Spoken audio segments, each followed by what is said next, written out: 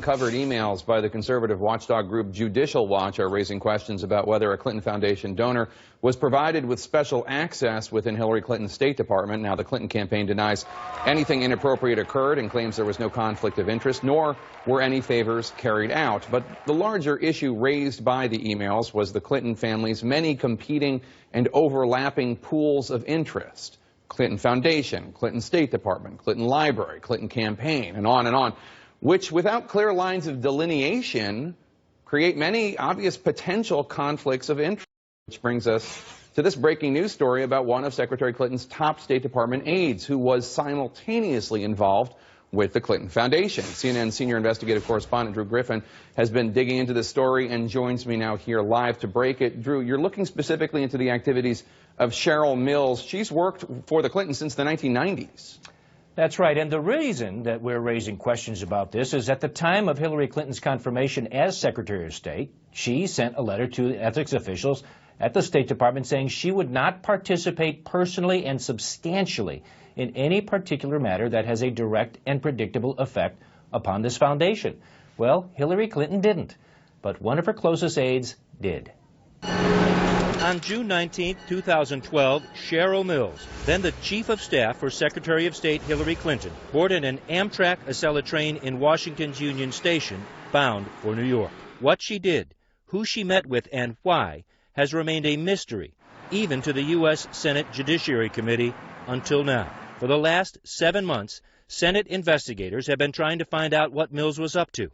And for 7 months, the U.S. Department of State has refused to answer. Now CNN has learned a potential reason why. Cheryl Mills, then a U.S. government employee and Secretary of State Clinton's Chief of Staff, was in New York working on behalf of the Clinton Foundation. A source close to the situation confirms to CNN Mills was interviewing 2 people for the leadership role of the foundation.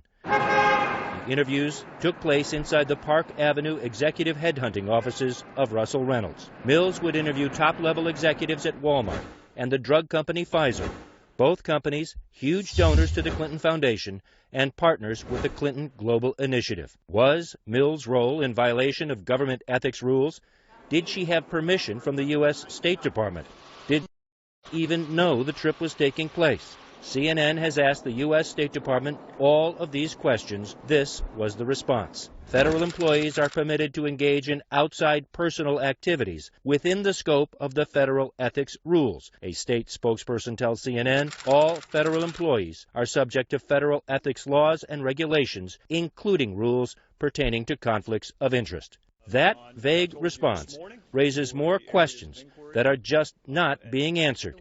Not to CNN, but worse, says one watchdog group, not to the Republican-led Senate Judiciary Committee, which has a right to know. Congress has a rightful right to ask for any information that it wants to from the executive branch of government to keep track of them.